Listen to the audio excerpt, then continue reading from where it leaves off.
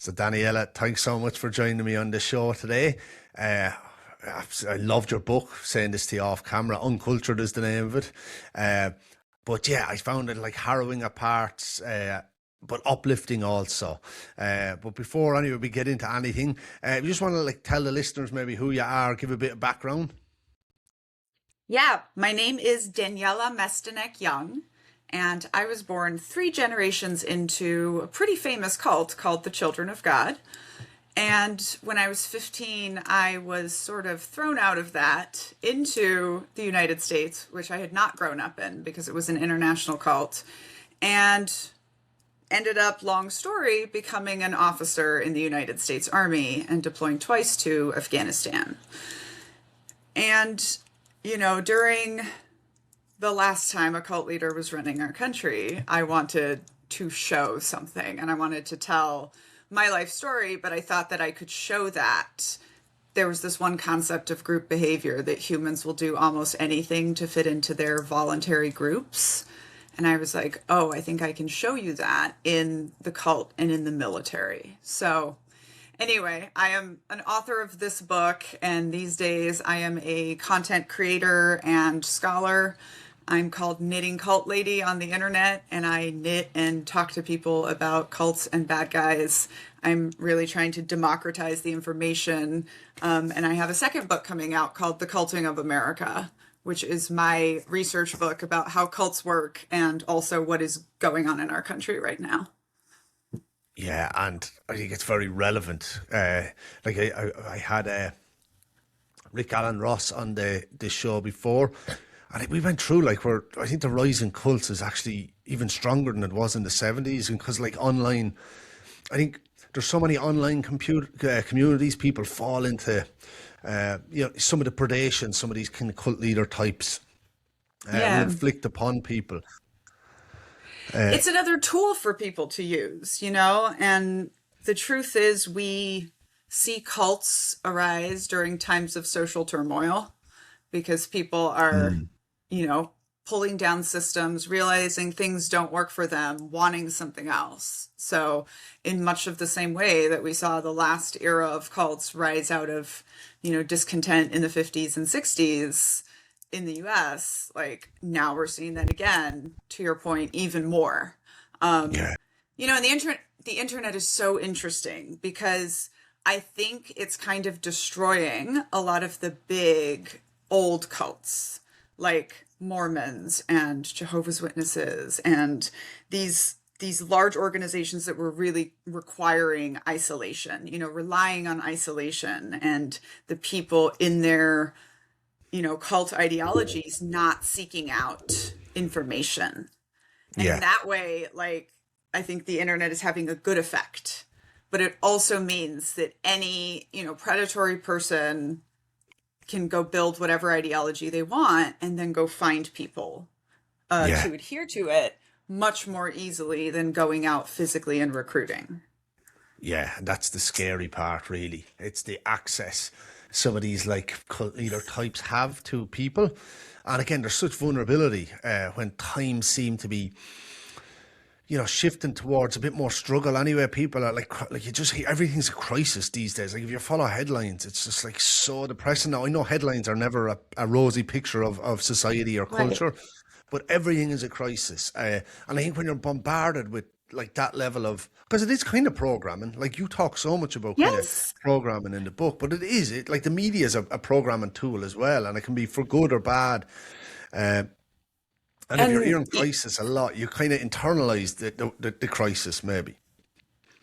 And I think that, in general, like our world has really sped up and gotten noisier. And, they say like poor Gen Z has just had one in a lifetime crises over and over again. But also, like when Donald Trump took the presidency the second time, one of my predictions was like he's going to be on TV every single day, Mm. because he wants that crisis feeling. He wants people are just like feeling rocked and buffeted by how many crazy things are going on, and like Yeah, every time he comes after veterans, for example, like he's not going to do it, but it gets him on the news. yeah.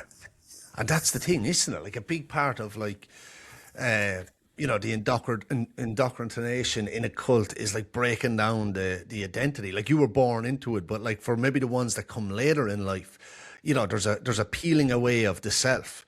Um, Yes.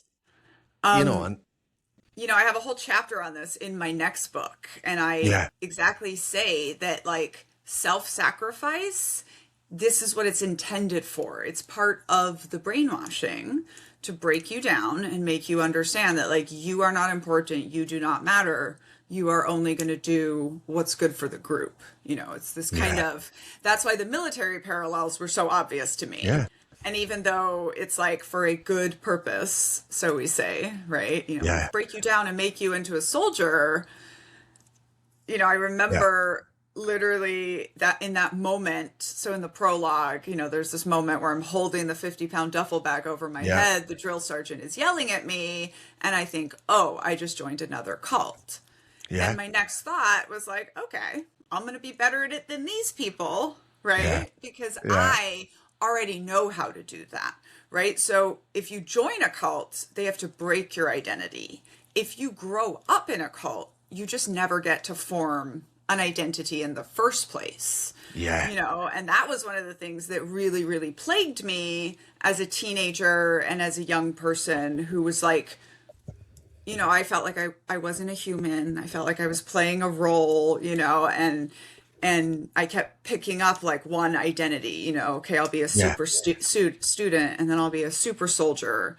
And it honestly wasn't until I'd already written the book, I was almost completely done with a master's degree. I had just taken like a whole semester on group identity theory. yeah, And I had this realization, like in actual words, where I was like, oh, I never got to form a personal identity, And so then yeah, you have to go on this process, which I mean, to me, that was good news because I was like, okay, well, once you name it, you can go do the thing.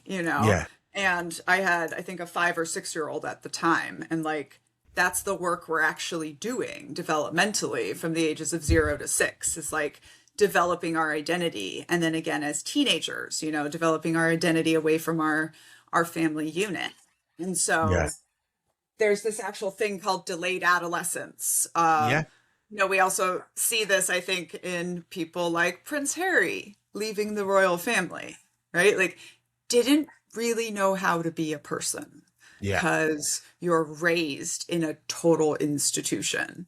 yeah, And there's this cult scholar, Margaret Singer, who says, a cult is the antithesis of a structure in which a full human being can develop. yeah. And it's almost like that the self is being sacrificed on the altar of the group. So you inherit like what happens like kind of on a mental and like almost spiritual level is you acclimate towards the group, which when the group like that's I don't think that's ever good. Like even if it's a good group, like I Right. just don't think Right. it's It ever good because like individuality is like what makes you a person almost. And that is why I don't agree with good cults, the Yeah, concept of good cults, right? People, you know, always sacrificing yourself for the good of the group is not good, right? For a system to work and be balanced, for a system to work, it has to be balanced. And cults are all about taking from people and exploiting people. And like, everyone wants that level of dedication and motivation. So we like really want to believe that cults can be good. But I think that like this is kind of what the army side of my story shows, I think, is yeah, that like it still breaks the individuals. yeah, And I think one of the conversations, you know, I'm the first cult scholar to seriously talk about the military as a cult.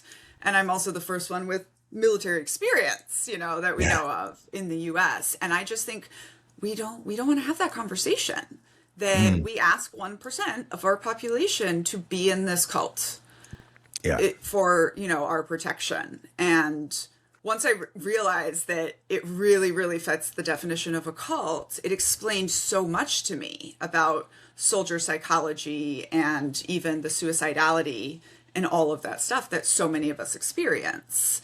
And it's because living inside of, what's called a total institution Yeah. is it breaks the individual. Yeah, definitely. I want to go back to just the Children of God cult in particular, because, but like, it's not even particular to that. Like, so I've had like a number of other like cult survivors that came out. One was their family. It was named that as well, but it was based in Australia. Anne Byrne did it.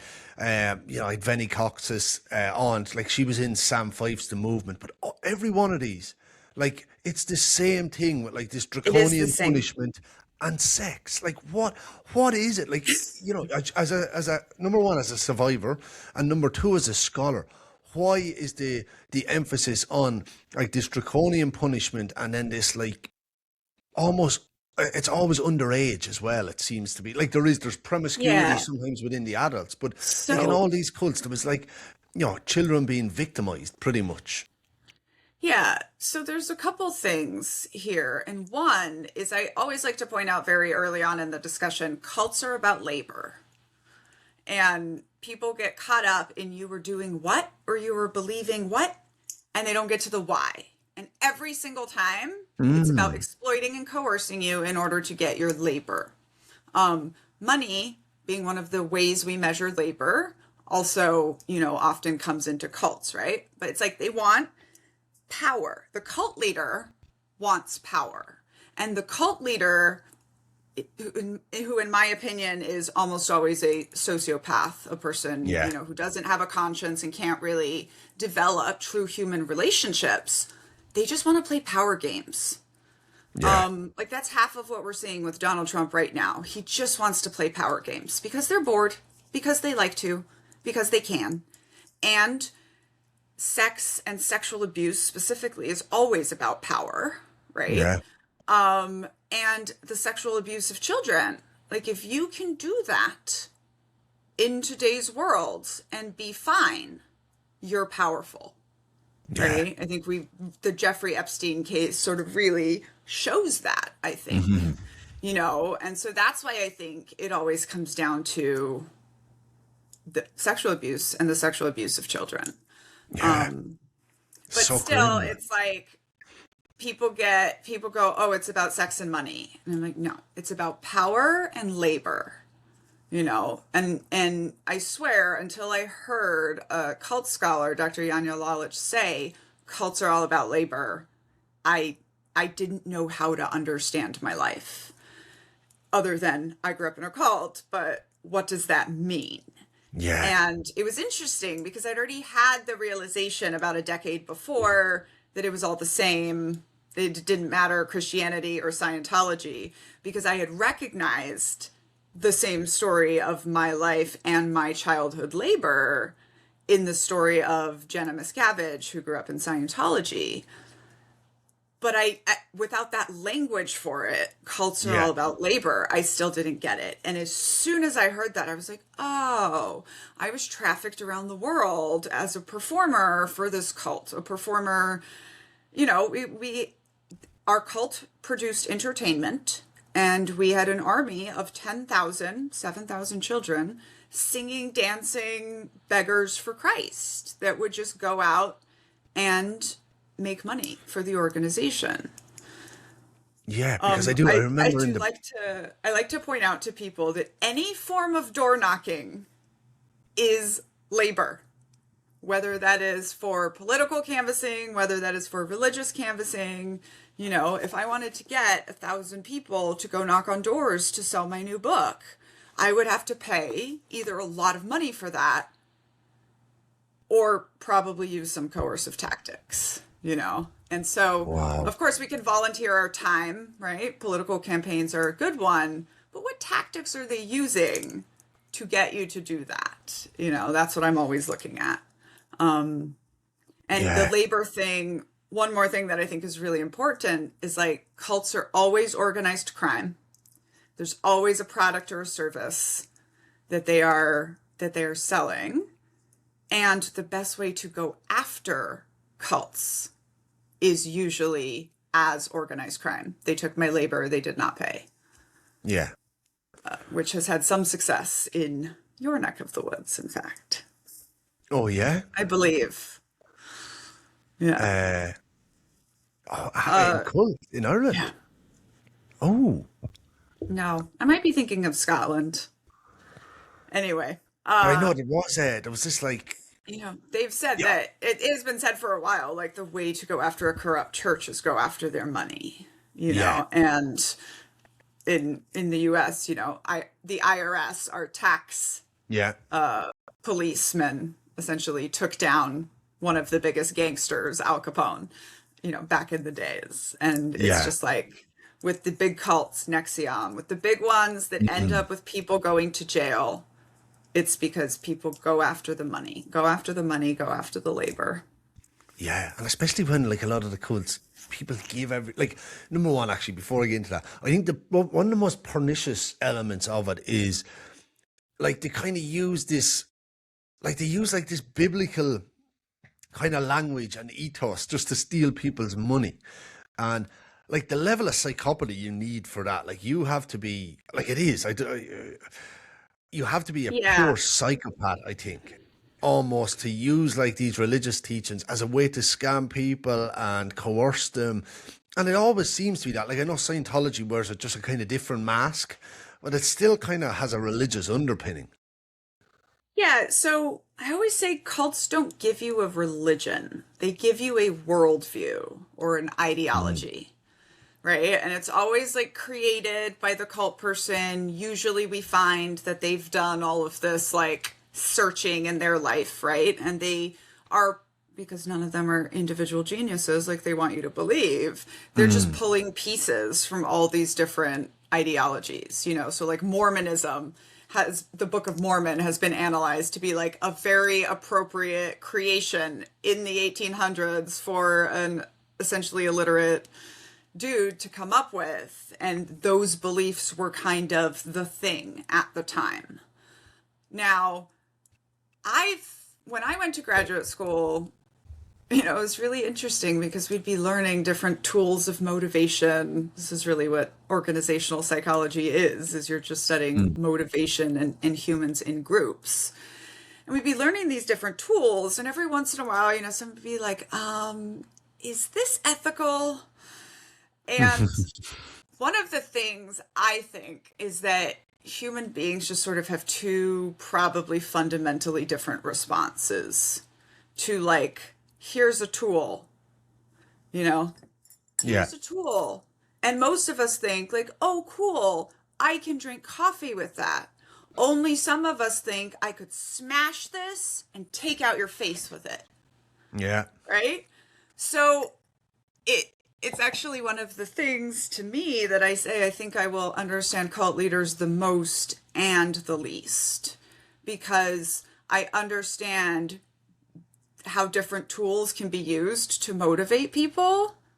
I just can never really understand the coercion and the manipulation and the like ability to kind of do that to people and cause that much harm yeah, unless you were a sociopath, yeah, and I think that there are just some people who are always going to do whatever they can to yeah. manipulate others, and those are the ones that, in my opinion, even though I'm not a psychologist, Mm. are the ones that end up becoming the successful cult leaders.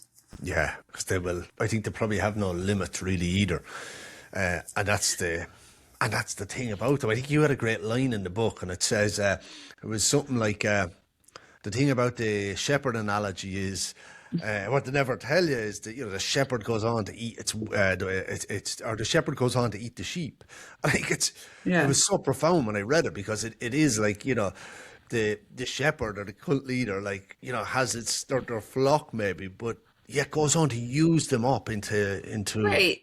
And infinity nearly. I spent a lot of time thinking about this shepherd sheep thing. Of course, we had this in the Children of God. I mean, it is in the Bible. But this is the whole point. It's like the cultivation of the sheep and the protection and the care of the sheep. It's not for the sheep. It's for the shepherd. Yeah, And I think this is one of those trends that we see in every single cult story of like a true believer is that the charisma distracts them and makes them believe that this person cares about the whole group. But in reality, you can just see them being manipulated over and over and over again. Yeah. You know. Yeah, I think, and that's why it's such a good analogy, because it's just using up all the person's energy. Like, I'd never thought about it before, but you did make a really good point. It's kind of like an exploitation of labor, which I never thought. And I think you go towards the more sensational aspects of a cult. You think, oh, they just want sex, or it's just about power. But yeah, when you actually put it like that, it's all labor. Like, I got through even the family in Australia, Sam Fife's The Moves, Nexium, Scientology as well. It's all about, pooling the resource of people's free labor almost, which is wild. And this is, I have found you can basically always ask, what's the product or service?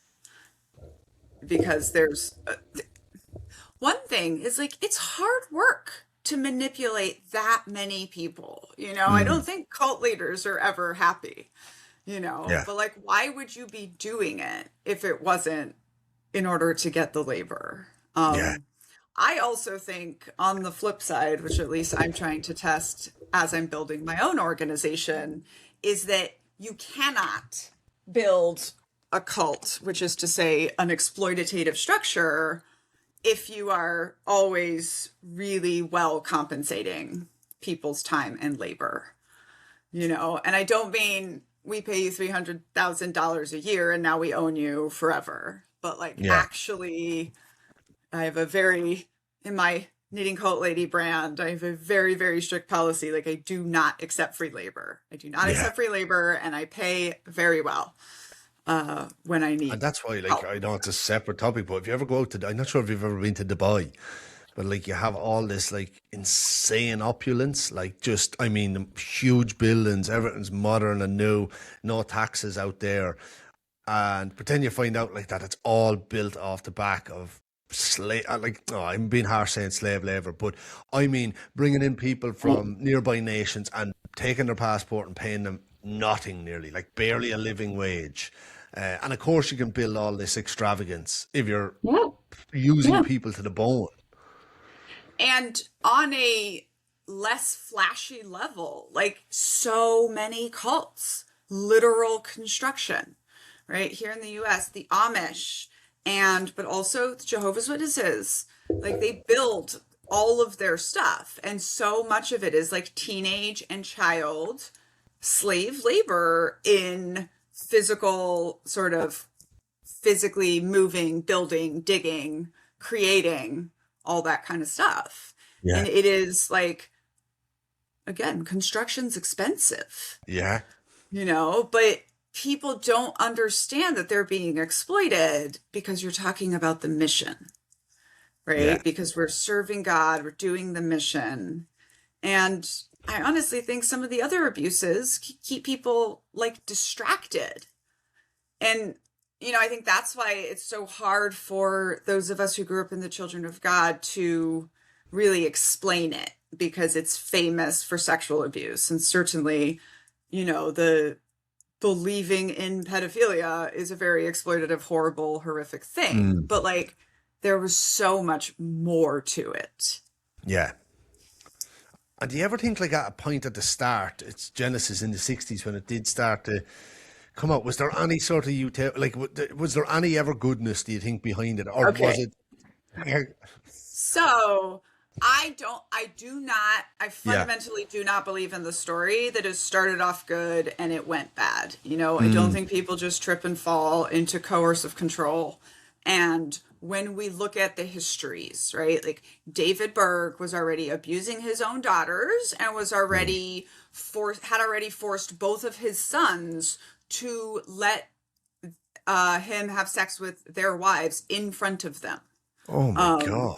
One of his sons took his life, jumped off a mountain pretty early on into the beginning of the Children of God. And, we think this was a big piece of it. So, like, same thing, like Jim Jones at the age of 5 was practicing his preaching and how to like manipulate people with words. Elizabeth Holmes, who built the fake blood testing company, at 9 years old, declared that she was going to invent something that changed the world. It really goes back to like, for me, I always see it. And I think that part of the con is getting people to believe that, because they really do believe that, right? So where the children of God was always effed up in the beginning, for most of them, it was fine.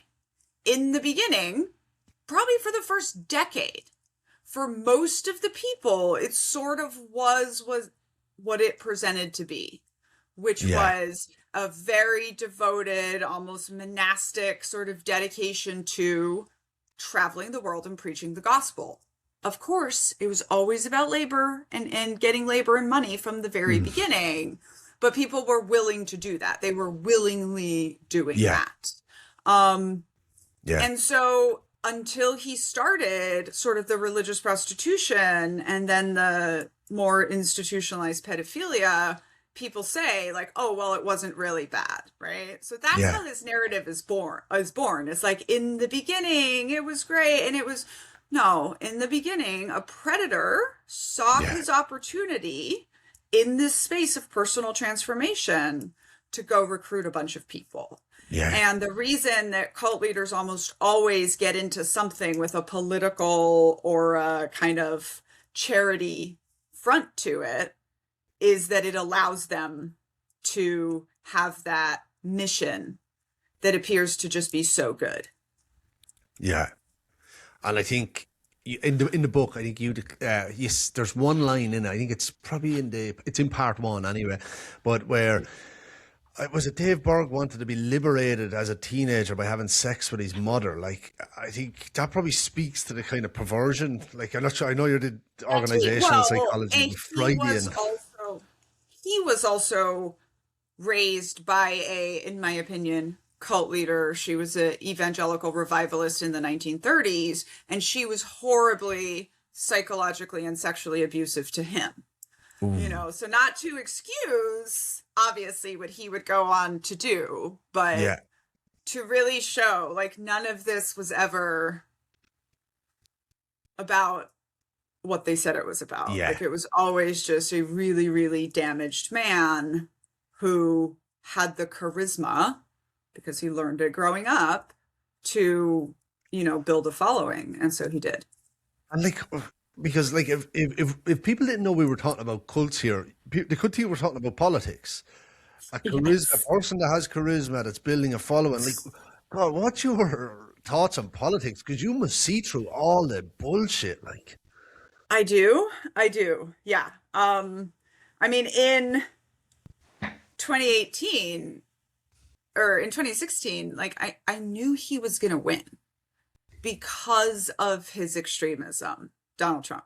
Not in spite of it. All of our pundits and commentators kept saying, I can't believe he might win in spite of his extremism.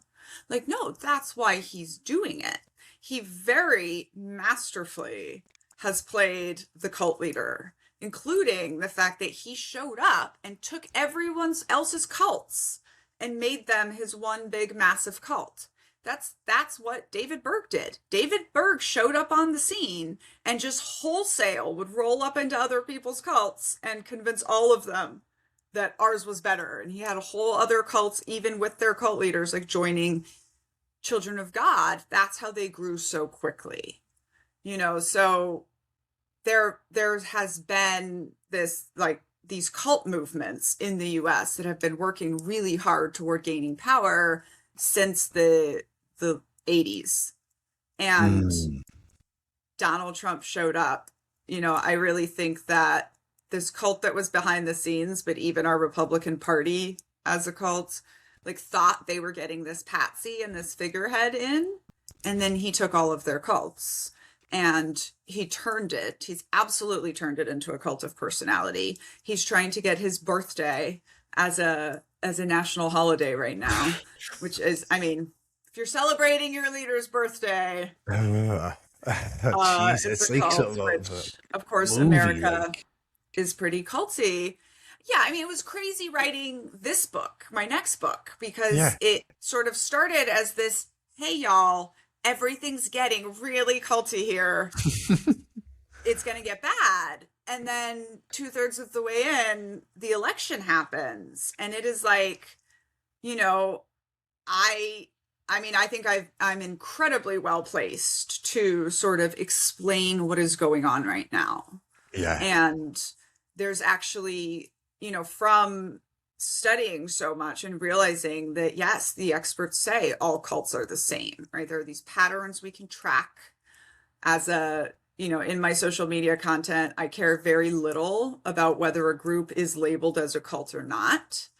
I want to talk about the tactics, techniques, and procedures of what you do. That's how we identify whether Yeah. you were a bad guy in the army or not, right? Like, what are your tactics? What are you doing? And there's so many of us that were raised in these different kinds of like extremism and different levels of socially accepted cults.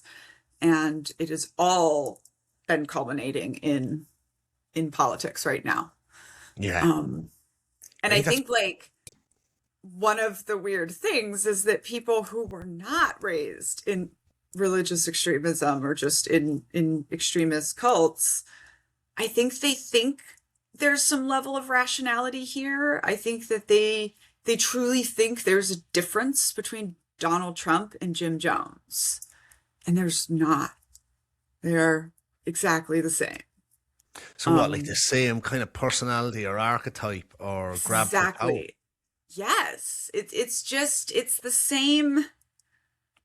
In this book, I have a whole chapter on the charismatic leader. And one of the things I talk about is like the road to deification, how this person goes about making themselves seen as other than human, right? Like something Yeah. supernatural, godlike. And when I tell you, I literally just sat down with a biography of Jim Jones when I was trying to write this. I was like, okay, so he did this. And then I could just populate so many other examples of these other guys and gals, but Yeah. it's the same thing. They all study each other and learn these tactics of how to coerce and manipulate people. And Donald Trump has been doing this for a very, very long time. The good news, though, is that it's absolutely a cult of personality, which means it's almost certainly going to fall apart really bad when we get the big, beautiful burial. And so, like, with cause Rick Alan Ross, so he's like he's like a deprogrammer as well. He helps, like, he goes to people and like helps them deprogram them out of cults. But like, how do we? I don't want to say keep falling, but how do we maybe prevent ourselves from that charismatic vortex that we get sucked into? Like, what is it? Is it recognizing, okay, have you a checklist? Is there like Yes. a question we should ask ourselves if That's we think we're... that's what this is. Yeah. I feel like this next book that I have coming out is because at the end of Culting of America, I say like these tactics that cult leaders, they're all the same. Like none of them are easy to spot. All of it looks genuine. So this book is my answer to like, okay, what are those tactics? What are those tactics? How does it work? And with the charismatic leader, I think is a perfect example, right? So one of the things I want people to understand is that anywhere in the space of personal transformation, predators will show up. Yeah. Just like anywhere kids are cared for, abusers will show up. Anywhere in the space of personal transformation, anywhere where you're one person and then you're going to become another person, whether that is education, whether that is exercise, whether that is diet, whether that is spirituality, or whether that is losing a loved one, right? Or marriage or parenthood, right? There are so many spaces of personal transformation. We're probably all in them, multiple times in our life. And what people do not like about my content is that there's no answer. There's no safety. There's always going to be predators. and you're always gonna have to be on guard for that. So the charismatic leader thing, there's a psychologist who wrote a book called Influence, Dr. Robert Cialdini. It's called Influence the Weapon, or Influence the Weapons. Anyway, sorry, Psychology of Influence. And he talks about the liking weapon. This is why cult leaders put photos of themselves everywhere. They want you to see them and recognize them and like them. Charisma doesn't mean likability, but likability really affects whether we listen to people and allow them that first sort of, ability to get their foot in the door. And he says, there's really nothing you can do about that other than trying to spend your life avoiding likable people. That seems pretty not fun. So instead, what you do is you recognize when you are falling for a likable person. So when I'm explaining this to people in person, I'll say, so when you walk away from here after this 20-minute conversation that we're having and you feel like you're glowing, that's because I've been charismaing you. And people will literally step back, right? And be like, oh my gosh, And I say, apply the same thing that you would if you thought you fell in love in one meeting.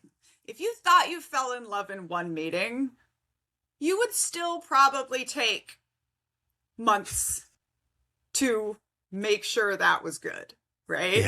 Yeah. So treat that with the same sort of skepticalness that you would a romantic partnership, and just understand that very highly likable people, they're not always bad. Most of us are pretty great.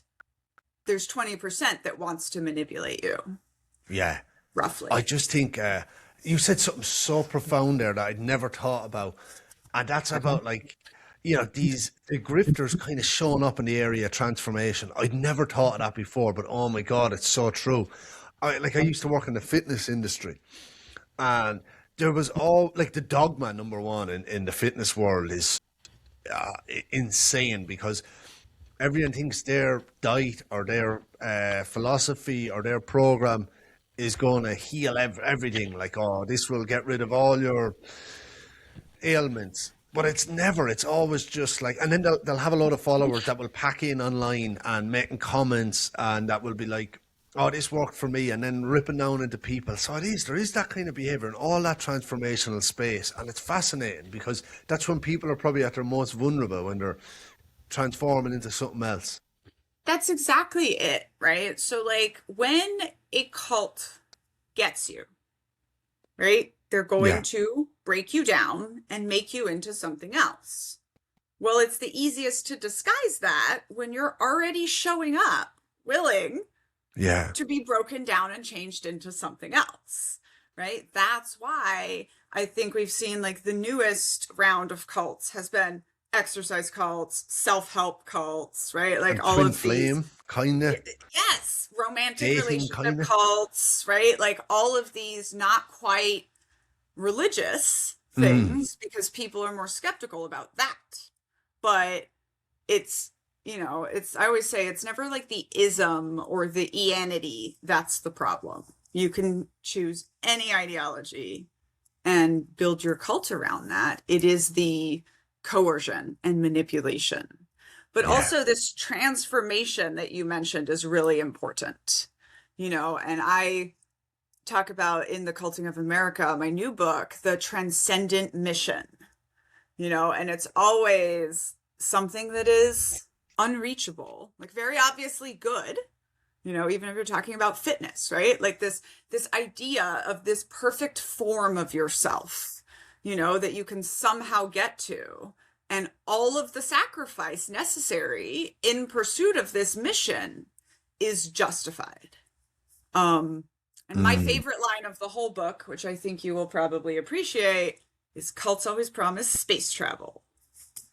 That is true. After said reincarnation in another body, in another time, in another space, in another level, like you will be this, like, you know, whatever they're promising you will be fulfilled. Yeah. Um, It's and it's a fascinating. And like, tactic.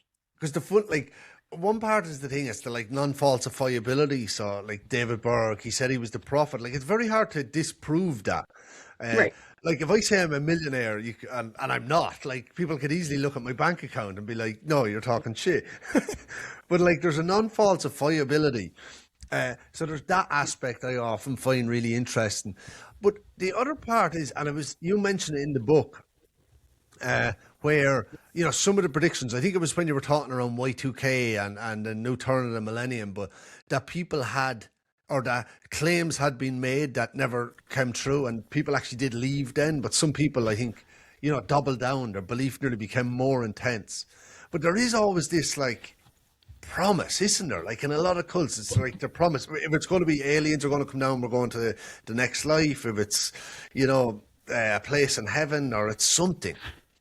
Because that's basically how they get you, right? It's like something is broken, right? That's why cults pop up in times of social turmoil, because there's clearly something bad going on. And then they'll be like, so Yeah. this is the way to live life, and I have the secret knowledge that's gonna transform you. Right? Because Yeah. that's the only way that they can actually effectively like get you to agree to your own isolation and brainwashing, is if they've, given you this like really big promise, but also it's a secret, right? It's their secret knowledge. Like David Burke was the one and only prophet of God. Yeah. That's the And also, exclusivity part as well. yes. And so cult leaders always, it's very common that cult groups are named starting with the family, the way international, Yeah. all of this Movement. stuff. And Something. Yeah. it's really funny because as a creator, I call myself knitting cult lady, not the Yeah. knitting cult lady. 'Cause Yeah. would be culty, and it's this, and because again, like I'm not the only lady who knits and talks about cults, but if I call myself the knitting cult lady, Yeah. there's this subconscious implication that I am. Which was even, Fascinating, I thought actually. it was so funny because when I deployed, we worked very closely with, America's closest intelligence sharing partners are called the Five Eyes, and it's Australia, the UK, Canada, New Zealand. And I always said, the US and the UK's militaries are so much cultier than the Are they? Canada and the, the Yeah. Australia.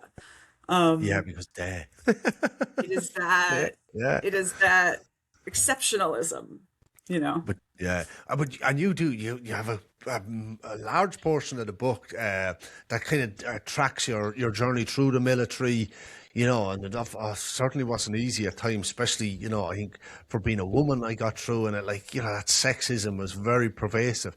Has that changed, do you think, now, like, or from what you understand the military now, or has it got worse, or has it kind of stayed the same? I thought it had changed, and I thought I could even point to like some very real regulations and things that had changed. And then I got online and I started hearing stories from women who have just gotten out or are still in now, and very much has not changed. And of course, now our Secretary of Defense is just the worst possible human, and I don't know how much you have followed this or are aware of this at all, but No. the man who our president put as Secretary of Defense was a like failed major in the National Guard who was kicked out for being extreme, had written a book about how we need a new Christian crusade, and has like 3 white supremacist tattoos. And he's that exact bro that like thinks women shouldn't be in the military and thinks that Ooh. every Black person got their job through affirmative action. And he is literally the worst kind of human. And And he has been he's just gone in, is he? systematically destroying DEI programs and some very hard fought for things for women and other minorities in the military. That being said, the Army, at least, is now at 20% women and only growing. And 20% is a very interesting tipping point for two reasons.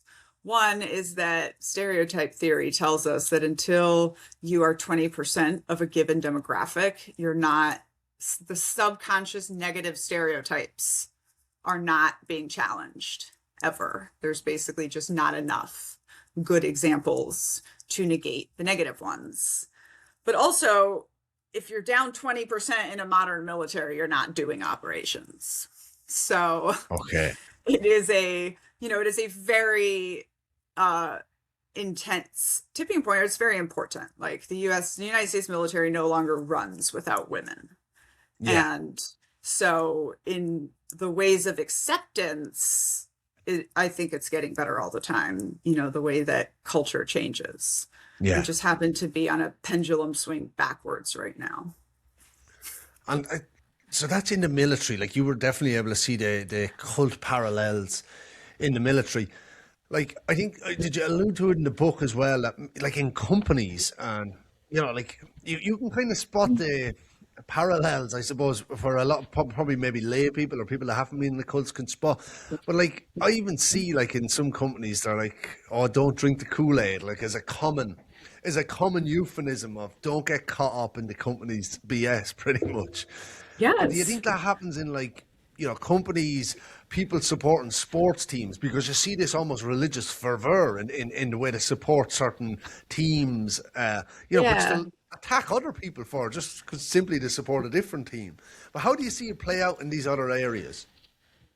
So, yeah, that's kind of what my whole next book is about. And I do Yeah. spend a lot of time talking about companies. Ooh. I think, first of all, an argument that I make in this book is that we lived through an apocalypse, which was the industrial age running smack dab into the information age and, leaving nothing untouched. And out of that arose the tech bro who was going to be our savior. And they've continued to transform the world even more. And tech companies have actively tried to imitate cult leaders and I think even sort of professional corporate culture in America does that. Everybody has this idea that you can have the same level of mission and dedication and fervor that cults have. Yeah. And when people ask me if you have a good cult, can have a good cult, I always like to rephrase it for them that like what you're asking me is if you can get an unhealthy level of motivation out of people in order to further your good cause, and if that makes you good. And my answer Yeah. is no. But that has very much become the thing. I think, in fact, it was really lovely and convenient for businesses to be able to discard the whole concept of making money being their purpose and super profits being their purpose and be able to be like, it's the mission, we're saving, I whatever. know. And the Like, thing is with all that, because the way a lot of companies work, the underlining, like the CEO or the board, they have to be do everything at the behest pretty much, or that will positively affect shareholders. It's like the ultimate operating of a publicly owned company. We have to act in interest of stakeholders, so to maximize profits, pretty much. So that gives them an out. It gives them this out that, okay, we can let go 20% of the company, just like let go everyone, just like do these horrible actions, all in the pursuit of, profits for stakeholders. And I think that is a horrific way to engage. Like that's a horrific aspect of humanity. I think that it's just yeah. everything dies on this altar of greed, really.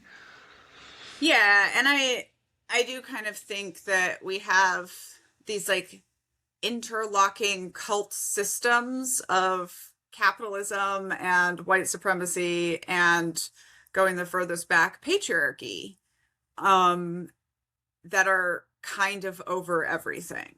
And with capitalism specifically, you know, as long as we keep defining the good guys as you make money, you know, we're going to keep having people like Elon Musk.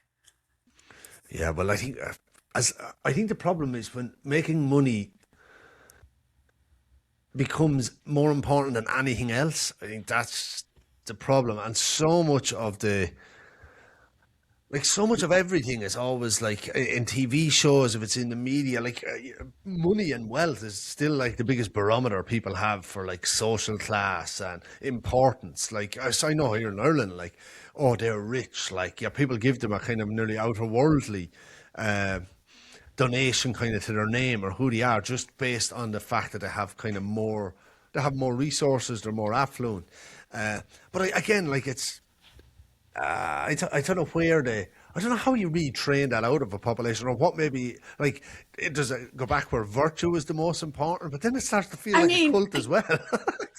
I think this is why I was so surprised when I went to the White House, you know, which is also in the Yeah, book. And yeah, I had expected it to be much more humble and understated, like a very fancy, very clean federal building. I did not, it just expect opulent wealth and kind of over the top stuff, you know, like this, that yeah. very much does not really jive with the people's house under capitalism. But when you think about America as a power player in the world, you know, the way world leaders impress each other still is very much, let me show you all my wealth and importance. And, you know, there's still very much a lot of that goes on, I think, at the deepest level of our culture and government. And, you know, America likes to feel better than Britain because we never had royalty. But like, I mean, we've always kind of had royalty, you know. Washington was the richest man in America. That's why he was the leader. Yeah. And that's it. Sometimes they want to show, like, I see, was it in China there recently where they have them military parades, which is like, it's kind of like, it's not wealth, it's maybe a show of strength. But Right. again, it's all this like shows of something. But yeah, I don't know what the value system. Like, what do you think on AI? Like, as all I hear is the rhetoric now that AI is, and it is taking jobs, but like, there's almost this veneration of AI. There's going to be this god. Like, could there be an AI cult? Like, there could. Like, what's your I mean, opinion on all this? absolutely, right? I think AI is a tool, just like other tools before it. And I think one of the interesting things about humanity is when we get a tool or a technology that changes people, like the development of wheat or like the internet that changes the world, we don't usually know the negatives until it's too late, Oh yeah, right? So like by the time they realized that maybe wheat cultivation wasn't better for the happiness of humanity, like it was too late. Almost everyone in the world depended on wheat and agriculture. But you know, so internet starts up about the 80s, right? Very late 70s, early prototypes, but you really have the 80s and 90s is the internet getting started. By 2010, when I went to intelligence school, the number one disaster in the world was the internet going down. That is ahead of nuclear war for how many people begin to die and how quickly everything spirals, because everything Jesus. is dependent and interlinked together.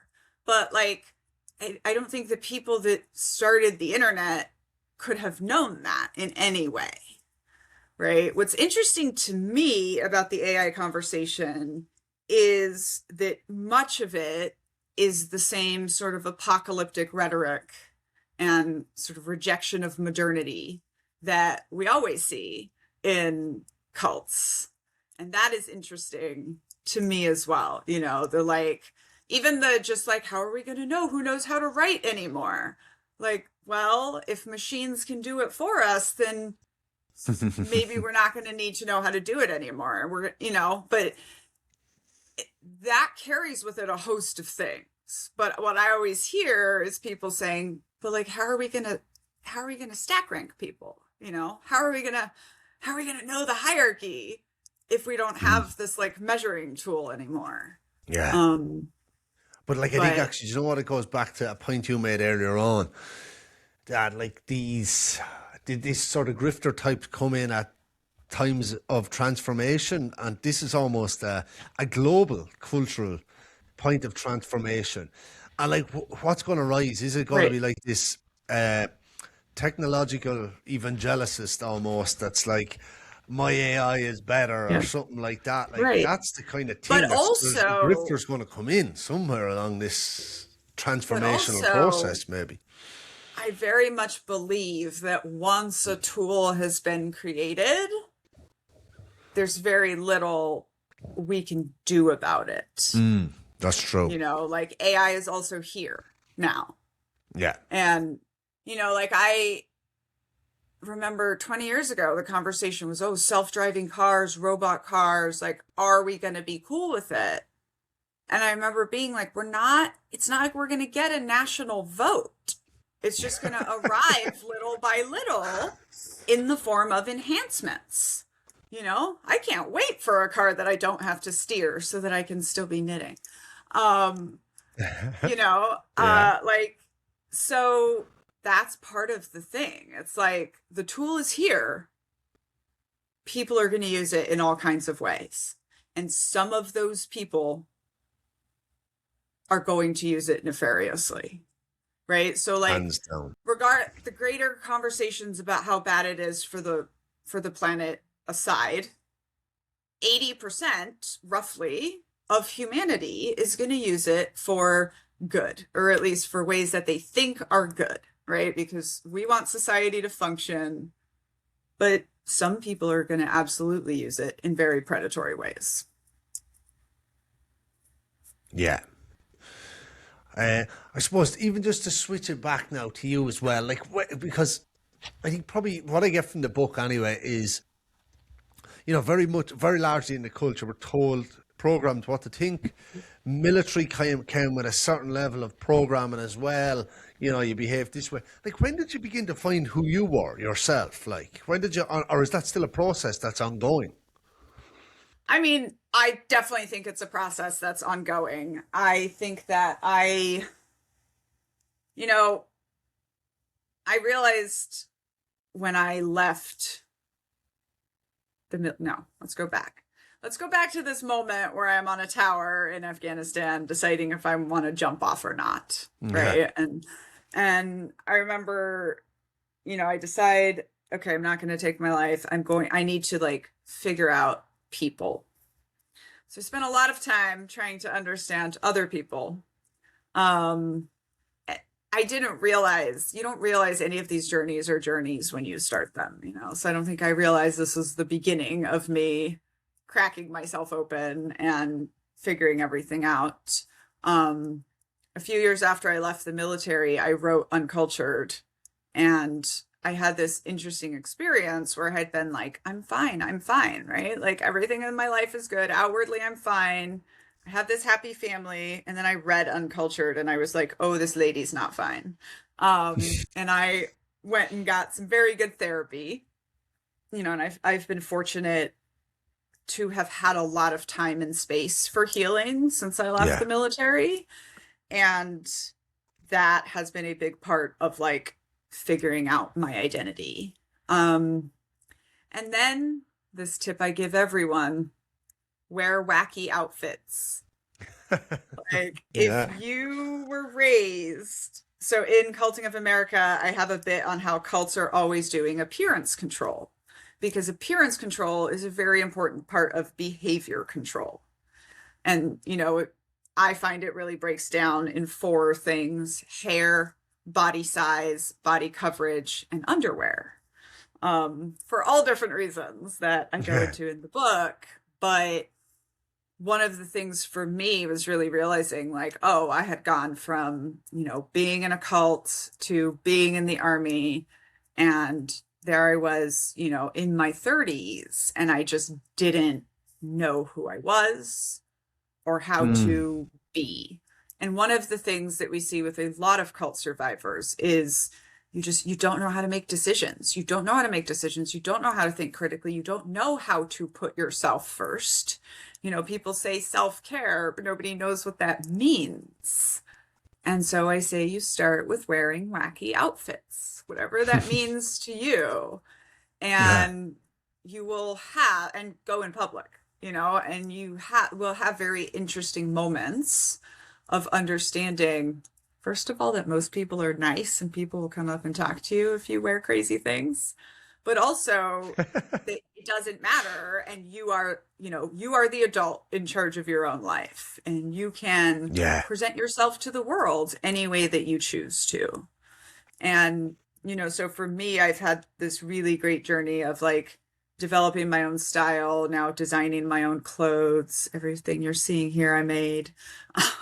Wow. And all And knitting. knitting. So this necklace is crocheted, Wow. and the bracelet also crocheted. And it's really been for me a process of like, because also like not only was I raised in a cult, but I was raised in a cult outside of my home country Yeah. in all parts of the world, and then had to come back, so never feel like a proper American, and so for me it's been this great journey of being able to like put together different influences from different places and just make myself this unique person.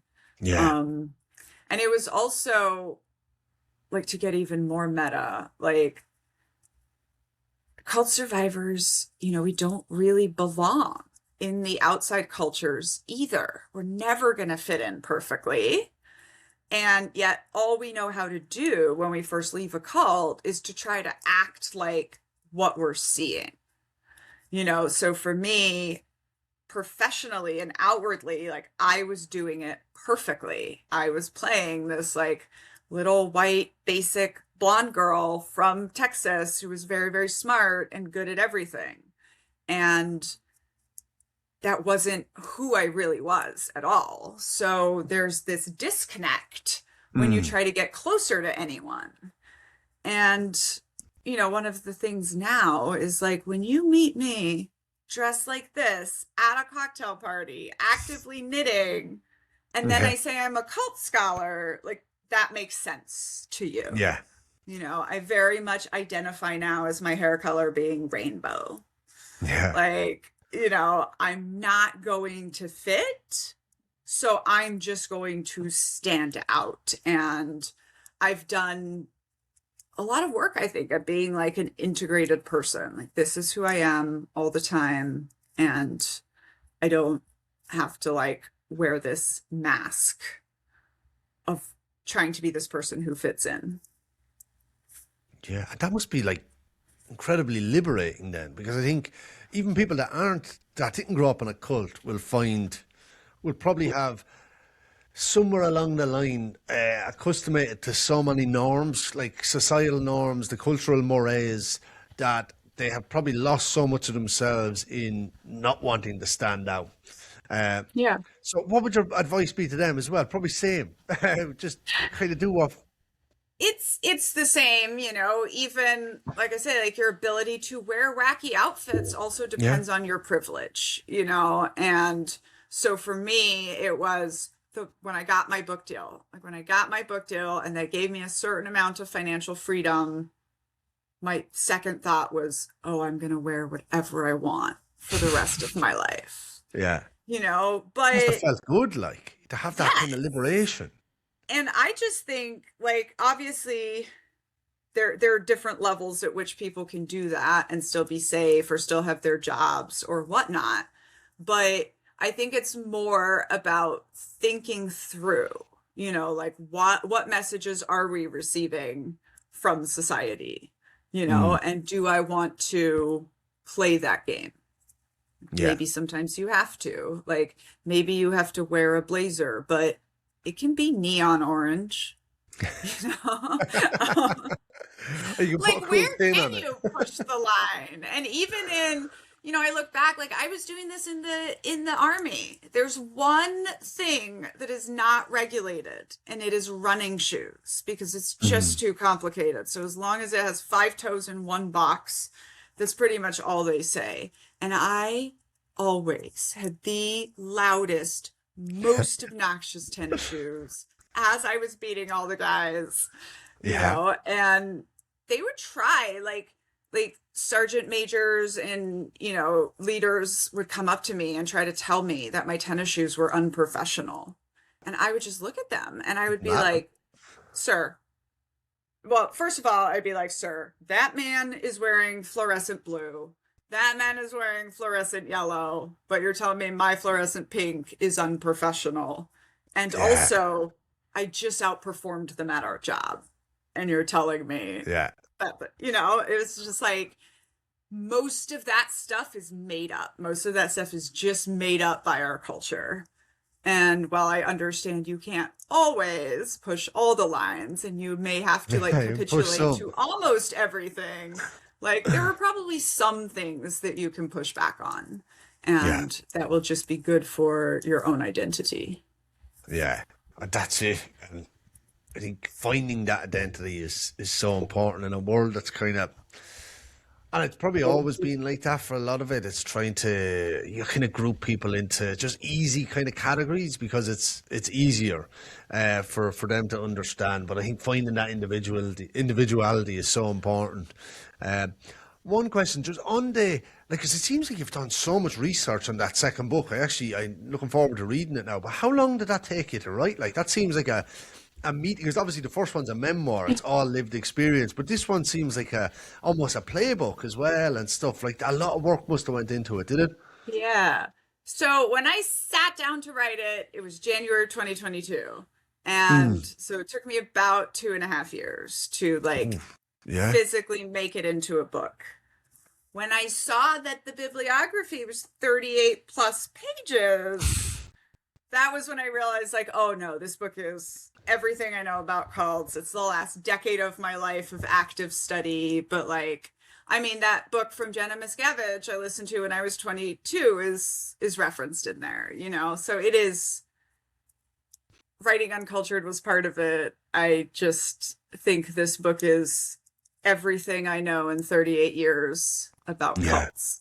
And then here was the best part. I got done writing it and I was like, wow, I've been writing a book for 7 years between 3 different manuscripts I've worked on. Yeah. I was like, I'm gonna take a break now. So the next day I was putting my cult books away next to my tyrant books. Yeah. And then my brain just informed me that we were now going to write a book called An All-American Fascism. So that's the next. Now that's I started working on this, and I'm actually releasing it a chapter at a time to my audience. But basically, we touch a little bit in Culting of America how we don't really think about how the Puritans coming here to America and settling America was very, very similar in so many ways to Jim Jones going to Jonestown, and how that everything about the Puritans, which in my opinion was a cult, has seeded down into American culture.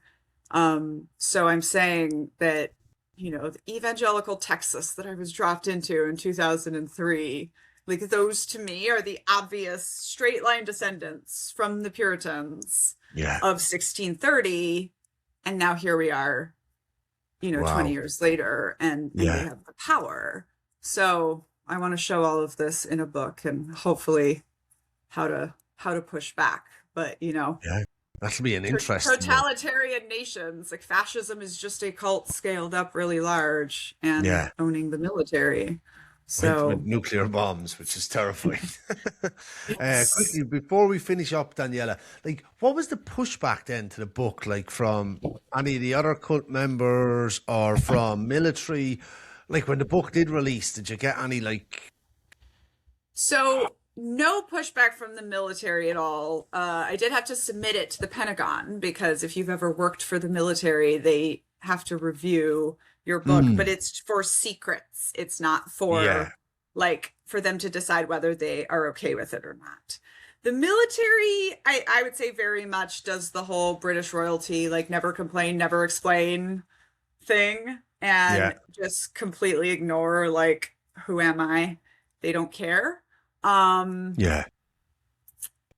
I, from my actual community, I will just say, like, if you are going to write a vulnerable memoir about your life, it's going to blow up your life in ways that you don't understand. It's People will have issues with it who will not hear you out and will not read it, but will cut you out of their lives. It will blow up your life. However, for me, one of the reasons that I had to write the book was like I needed to make sense of all my pain, and I needed to see if I could turn it into something that could help other people so that it actually gave it some kind of meaning in my life. And that has been really transformative for me, and the yeah. book is so very much about just being alone all of the time inside my head. And, since writing this book, like almost 50,000 people have walked through this story with me. When I am triggered to very dark places, I don't feel so alone anymore. And I have now a big, like, physical community as far as being like a content creator, being my business, but also I have so many concrete examples of people being like, oh, this helps me, about like Yeah. how my work in this very traumatic stuff like actually helps people and actually makes a difference. And, telling people about one-to-one cults and single family cults might be the most helpful thing I do on a day-to-day basis, but just really helping give people the language. And what I have found is that when people say, oh my God, I love cults, it's usually because they're trying to understand Yeah. their own experience with coercive control. And, I'm good with language, and I'm really happy to be a part of like helping put language to our experience and then give that language to other people. And so in that way, like the feedback from the survivor community has been brilliant. And also all of the women veterans Yeah. are Yeah. like, yeah, you nailed the culture. Yeah. So Okay. Well, like, great to hear on that. Like that, there was such good positive that, like, because I think Venny Cox is on, like, she just, like, Sam Fife's, the movement, they just came after her, like, viscerally, trying yeah. to take her down. But, like, she's a tough woman, and, that's it. You just kind of get on. But it's like, and great that the book's out there. I think this is always really good to draw awareness to, that sort of, what I think actually is evil that lives in the world. But I'm really excited for this new book. I'm gonna have to get a copy of that. It sounds fascinating. But for all the listeners maybe that want to connect with you, that want to get your books, I know your website. I'll put the links down, but maybe say aloud there as well. Where they can find you. Yeah, so I'm Knitting Cult Lady on TikTok, Instagram, and YouTube. You can find me depending on what your desire is, and I sell the books through there directly. This time around, I'm publishing my own book. Having lots of fun. And I will very happily send you a review copy. So we will get you of the new book. Class. Well, look, Daniella, thanks so much for coming on, sharing your insights, sharing your story as well. I think it's fascinating. It's always good to build awareness around these topics, and it's always good to have someone that has lived experience, because I think, especially what I've noticed with all the cult survivors on, they can spot the bullshit really quick, where I think people that maybe haven't are a bit more naive and walk in a bit more naively into situations. But I think, who better to maybe give people a playbook on how to be more vigilant than someone like yourself. So thanks so much for coming on and sharing all that with us today. Yeah, thank you so much for having me. Thanks a million. Cheers.